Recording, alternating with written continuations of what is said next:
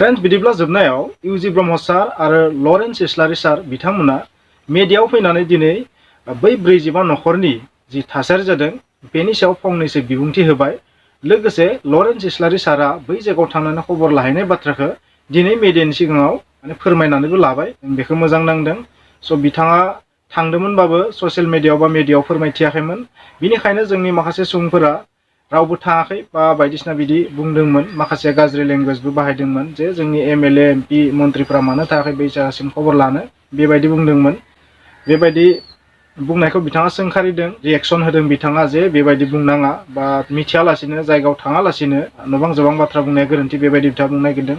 बाथ्राया जाहैबाय जोंनि रायजो राजाया अरायबो लिडारफोरखौ दैदेनगिरिफोरखौ थाब थाबनो थांजानो लुबैयो, खबर लाजानो लुबैयो। बे बाथ्राया स्वाभाबिक। माखासे इउटिउबारफोरखौ थांखिनानै बुंदों, रावनिबो नाम लायाखै बिथाङा। स' जानो हागौ आंबो बेयाव गोलैनो हागौ, नोंथाङाबो गोलैनो हागौ, सोरबा बेलेग इउटिउबाराबो गोलैनो हागौ।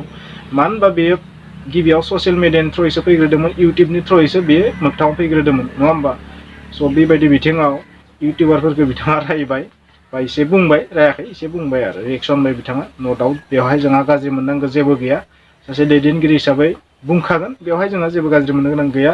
इउटिउबार हिसाबै गोजोननाय मोननाया जाहैबाय बेनो बिथाङा दिनै बै 45 नखरनि थाखाय फंसेथ' माबा मोनसे बुंदों, बैहायथ' थांना खबर लाहैदों। नाथाय बिथाङा मोनसे वार्ड बुंदों, आख' फाख' होननाय मोनसे वार्ड बुंदों। माने मा बुंनांगोन, माबायदि बुंगोन बाथ्राखौ एसे आख' फाख' जादों। बै जायगायाव थांनानै बिथाङा थारैनो माखासे सावरायदों, माखासे बाथ्रा सावरायदों। थारैनो फरेस्ट एरियानि खाथि खाला जेसेबां गामि दं बा एकदम साल बागाननि गाहायाव थानाय जि नखरफोर गामिफोर बेजोंबो सावरायदों बिथाङा थारैनो। आरो लकेल एमएलए जोंबो सावरायदों होनदों बिथाङा। स' बेबायदि सावरायनानै जानो हागौ बिथाङा माखासे माने आयेन कानुन हिसाबै माखासे बाथ्राखौ मिथिना मोन्दों। बेखौथ' जों साधारन सुबुङा बांद्राय मिथिया नालाय। स' बेबायदि बिथिङाव थारैनो बिथाङा माबा मोनसे क्राइटेरियाखौ गोरोबनाय मोनाखै खोमा, बेनिखायनो बिथाङा थारैनो बाथ्रा बुंनो हायाखै। आरो बे बाथ्राया सैथो जे माबा मोनसे ना माबा मोनसे क्राइटेरिया डिसअर्डार दं बेवहाय।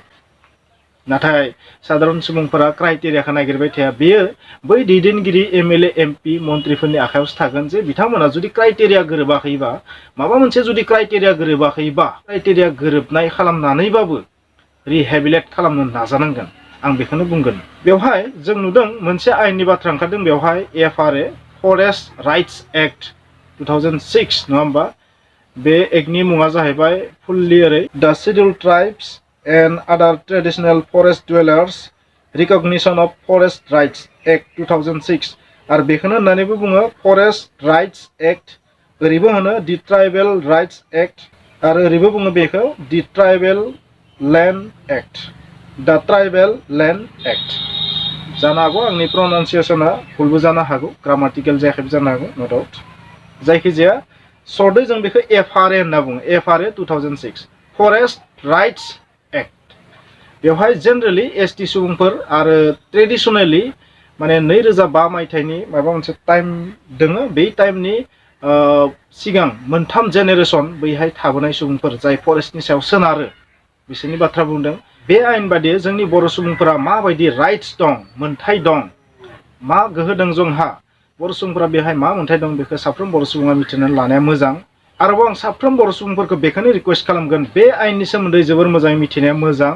मानो होनोबा बे आयेना टटेलि बिटिआर ओनसोलाव, बिटिसि ओनसोलाव एप्लाइ जायो। जेरै मानास हाग्रामानि खाथि खाला सुबुंफोर दं बा हिमालय हाजो फार फार माखासे फरेस्ट एरिया दं, बैफोराव बे आयेना टटेलि एप्लाइ जायो।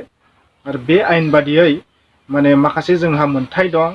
माखासे सरकारा बे आयेन बादियै बै फरेस्ट एरियायाव थानाय सुबुंफोरनि फारसे मावनो गोनां दं, नाथाय बे खामानिफोरखौ थारैनो सरकारा बेसेबां मावदों मावाखै बेखौ अब्लासो जों हमनानै मोनगोन। आं आयेननि एक्सपार्ट नङा नालाय बेनि की पइन्ट्सफोरखौ नोंथांमोना खिन्थाया, नोंथांमोना बेनि की पइन्टखौ बुजिनानै लादो। हिन्दी एसामिस जि रावजों नोंथांमोना फरायनानै लायो बे रावजों फरायनानै बुजिनानै लादो। दिनैनि थासारियाव जों जुदि आयेनखौ मिथियाबा बेबायदिनो जोंखौ गादबबाय थागोन, नङा होमबा? बबे हारिफोरा बे आयेन बादियै इलिजिबोल, माबे क्राइटेरिया गोरोबो, नङा होमबा? बै फरेस्ट एरियानि खाथियाव थानाय, साल बागाननि खाथियाव थानाय, गाहायाव थानाय बै गामिफोरा बांगाल सुबुंफोरबा मा बिथांमोननि क्राइटेरिया बेयाव थानो थाखाय समायो? मा बिथांमोना थांनाय 75 बोसोरनिफ्राय बै जायगायाव दं? स' क्राइटेरिया हिसाबैथ' बिथांमोना गोरोबनाय नङा बायदि मोनो। आरो बे 45 नखरनि फारसे आं बेखौनो बुंगोन, बेवहाय जि गोनो गोथो राव बुंदों, नङा होमबा? बेवहाय जि गोनो गोथो जानायनि बाथ्रा बुंदों लरेन्स इस्लारि सारा, बे गोनो गोथो जानायनि जाहोना मा जों बेखौथ' मिथिनो हानाय जायाखै। नङा होमबा जों ससियेल मिडियायाव बायदिसिना बुंनाय नुदोंबाबो नाथाय रियेलिटिया मा बेखौ दाबो जों बुंनो हाया।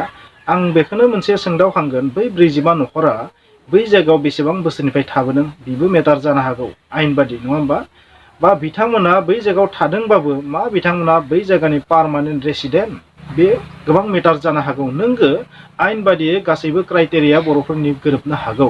क्राइटेरिया जायोबाबो बै जायगानि रियेल रेसिडेन्ट नंगौना नङा बेबोथ' मेटार जागोन। बेबादिबो जानो हागौ लरेन्स इस्लारि बिथाङा ओरैनो बुङाखै जानो हागौ बे बाथ्राखौ। मानो होनोबा सासे लिडारा ओरैनो आख' फाख' जाया जानो हागौ माखासे क्राइटेरिया माने जाफुंना गैया खोमा। जुदि क्राइटेरिया जाना गैयाबा एसटि हिसाबैथ' बे आयेन बादि गासैबो क्राइटेरिया जाखाजोबो बर'फोरा जिहेतु एसटि। माखासे क्राइटेरिया नांगौनाया जुदि गोरोबाखैबा बिथांमोना चिफ मिनिस्टारजों सावरायनानै गोजौ लेभेलाव सावरायनानै जिहेतु जोंनि माखासे दैदेनगिरि दं बिथांमोना बेखौ सल्भ खालामनो हागोन होननानै आं सानो फोथायनाय दं। जोंनि बर' सुबुंफोरा माने मोनसे जायगायाव थायोबा बै जायगायाव थानोल'सो रोंगो नाथाय माखासे लिगेल बिथिंखौ माने मावफुंनायाव जोंनि मानसिफोरा गोसो होआ आरो बिनि थाखायनो दिनै अफिसारफोरा बेबायदि अत्याचार खालामनो खाबु मोनो। सासे अफिसारा बर' हारिखौ ओरैनो माने एटाक खालामनो चान्स मोना एसटि सुबुंफोरखौ ओरैनो गादबनो चान्स मोना। थारैनो जोंनियाव माबा मोनसे गोरोन्थि मावफ्लांदों बे गोरोन्थिनि थाखायनो बेबायदि जादों। आयेन बादियै एसटिफोरा फरेस्ट एरियानि सिङाव थानो मोनो। फरेस्ट एरिया मिन्स माने फरेस्टनि सिङावनो जा बा फरेस्टनि साइडआवनो जा जिखिनि जायगायाव माने भेलुएबल बिफां लाइफां गैया बे जायगायावथ' थानो मोनो। नाथाय वाइल्ड कनजारभेशन ल बादियै मिथिंगायारि संरैखा आयेनफोर बादियै बै मिथिंगानि खहाबो लाबोनो मोना आरो खायसे बिथिङाव जों बै जायगानि खायसे बिथिंखौ एक्सेसबो खालामनो हागौ इउजबो खालामनो हागौ एसटिफोरा नङा होमबा आयेन बादिथ' बिदिनो लिरनाय दं नोंथांमोना फरायना लाबा थारैनो माबा मोनसे बुजिना मोनगोन होननानै आं सानो। आरोबाव बे बाथ्राखौबो आं बुंगोन जुदि गासैबो क्राइटेरियानो जुदि जाफुंखानायबा बा मोननैसो क्राइटेरियाखौ सरकारजों रायलायनानै चिफ मिनिस्टारजों रायलायनानै जुदि जोंनि एमएलए एमपि मन्त्रिफोरा जुदि सल्भ खालामनो हायोबा थारैनो रिहेबिलिटेसननिबो मोनसे बेवहाय प्रभिजन दंखायो जे सोरखौबा एसटि सुबुंफोरखौ बा बेवहाय आदार फरेस्ट डुवेलार्स माने फरेस्ट एरियायाव थाग्रा गोदो गोदायनिफ्रायनो थांनाय 75 बोसोरनिफ्रायनो बै सुबुंफोरखौ जुदि माने एभिक्सन खालामदोबा बिनिफ्राय होस्रांदोबा बिसोरखौ रिहेबिलेट खालामनायनिबो बेवहाय प्रभिजन दंखायो। बै हिसाबैबो बै बर' सुबुंफोरखौ रिहेबिलेट खालामनाया सरकारनि दायित्व होननानै बुंगोन। जानो हागौ बेवहाय माबा मोनसे किन्तुआथ' थागोन माबा मोनसे गोरोन्थियाथ' थागोन बै माने 45 रेसिडेन्सनियावथ' माबा मोनसे माने बिथांमोना जिखिनि मावना दोननांगौमोन बेखिनिखौ मावनानै दोनाखै बा मावनानै लायाखै बिथांमोना बिनि थाखायनो चान्स मोनदों होननानै बुंगोन। नाथाय आं बेखौनो बुंगोन रिहेबिलेट खालामनांगौ आरो जोंनि दैदेनगिरिफोरा जिहेतु ससियेल मिडियायाव बाथ्रा बुंबाय नालाय थारैनो बिथांमोना माबा मोनसे मावखाबाय जों साननानै लाबाय नाथाय बेखौ मोगथाङाव माब्ला नुगोन जों मिथिया।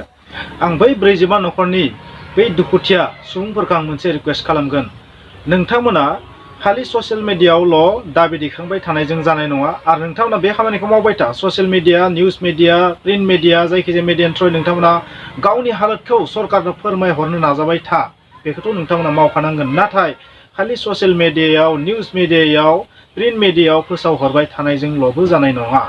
नोंथांमोना नुदों आयेनाथ' दं आयेना जथेस्थ' दं। नोंथांमोना मोनसे एग्जाम्पल होनि नोंथांमोननि जायगायावनो गाहायाव मा नुदों बांगाल सुबुंफोर थादों अबयसे बे बांगाल ना सोर आं मिथिया बिथांमोननि खुगाजों बुंनायसो आं बेखौ कनफार्म खालामनो हाया बेयाव मा सुबुं दं जिहेतु बै जायगायाव थाङाखै आयेन बादिबो बिथांमोना बैहाय थानो मोना नाथाय बिथांमोना थादों आयेनाथ' दं आयेन बादि थानो मोना अब्ला बोरै थानो मोनखो साननानै नायदो बे बोरै जानो हायो। मोनसे समाव गुवाहाटीया बर'फोरनि मोननो एसटिफोरनि मोननो कार्बिफोरनि मोननो नाथाय नोंथांमोना दिनै मा नुदों आयेन दं नाथाय आयेना इउज जायाखै। आरो मोनसे example tribal belt and block बै ट्राइबेल बेल्ट एन्ड ब्लकआ एसटिफोरनि ट्राइबेल सुबुंफोरनि ट्राइबेलाव जाय गोलैयो बिसोरनि नाथाय नोंथांमोना मा नुदों बै ट्राइबेल बेल्ट एन्ड ब्लकआव 50%आनो गुबुन नन ट्राइबेल सुबुंफोरा दंफैयो सेनानै लाफैदों दखल खालामना लाफैदों एनक्रचमेन्ट। नोंथांमोना थारैनो मिथिगौ बे बाथ्राखौ आयेनाथ' दङ नाथाय बै आयेना माब्ला एप्लाइ जागोन जेब्ला नोंथाङा गोहोगोरा जायो जेब्ला नोंथाङा माखासे मावनो गोनां खामानिखौ मावनानै लायो जेब्ला नोंथाङा सोलोंथायाव स्ट्रं जायो इक'नमिकेलि स्ट्रं जायो माखासे आयेन कानुन नेमखान्थिखौ फालिनानै बै जाय मावनांगौ खामानि बेखौ मावग्रोनानै लायो बे सबसे इम्पर्टेन्ट। बेनिखायनो बै 45 नखरखौ आं बेखौनो रिक्वेस्ट खालामगोन नोंथांमोनाबो आयेन बादि खायसे खामानिखौ मावलांनो सोलों आरो फिउचाराव जायफोर बर' सुबुंफोरा बेबायदि फरेस्ट एरियायाव दं आसामावनो जा आसामनि बाहेरावनो जा बिथांमोना माखासे बिथिंखौ खायसे क्राइटेरियाफोरखौ खायसे मावनांगौ खामानिखौ मावग्रोनानै ला आरो बेबायदि मावग्रोनानै लायोबा रावबो अफिसारा नोंथांखौ एभिक्सन खालामनो हानाय नङा रावबो नोंथांखौ बे जायगानिफ्राय बेदखल खालामनो हानाय नङा नलपारा थुलुंसिगुरि गामिनि बे हालोदखौ जोङो बुंनो हाया जे बिथांमोना मा कन्डिशनाव दं मा बिथांमोना बै जायगानि पार्मानेन्ट रेसिडेन्स आरो बै रेसिडेन्ट जानो थाखाय जाखिनि मावनांगौ बेखौ बिथांमोना मावनानै लादोंना लायाखै नङाबा जोंनि दैदेनगिरिफोरा मानो फंसेबो बुंनो हानाय थासारियाव गैया दिनै लरेन्स इस्लारिया दिनै मानो आख' फाख' जादों दिनै प्रमद बर' सारा मानो बुंनो हायाखै दिनै हाग्रामा महिलारिया मानो फंसे बुंनो हानाय थासारियाव गैया मानो बिश्वजित दैमारिया फंसे बुंनो हायाखै इउजि ब्रह्म सारा बुंदों नाथाय क्लियारै बुंनो हायाखै बिखाफोर दाननानै बुंनो हायाखै जानो हागौ माखासे गोरोन्थिया जों रायजो राजानियावबो थानो हागौ बै नलपारा गामिनि रायजो राजाफोरा माखासे बिथिंखौ जानो हागौ सल्भ खालामनो हानाय नङा खोमा एनिवे आं बेखौनो सरकारखौ दाबि खालामगोन जे बर' हारिया बे जायगानि सयल सन बे जायगानि जों भूमिपुत्र एबरिजिन सयल सन थागिबि सुबुं भूमिपुत्र सयल सन हानि सुबुं बे हानि फिसा जि बुङा मानो बेनिखायनो बे जायगायाव जों माब्लाबाबो एभिक्सन खालामजानो हाया जानो हागौ माखासे क्राइटेरिया सल्भ जाना गैया थेवब्लाबो बै क्राइटेरियाखौ सल्भ खालामनानैबाबो बै जायगायाव रिहेबिलिट खालामनाया सरकारनि दायित्व होननानै बुंगोन जोंनि आसामनि सरकारा रावबो बर' सुबुंखौ जेन एभिक्सन खालामनाया होखारनो हाया होस्रांनो हाया बेनि थाखाय जों साफ्रोम सुबुङा बिखाफोर दाननानै गसंनांगोन खुलुम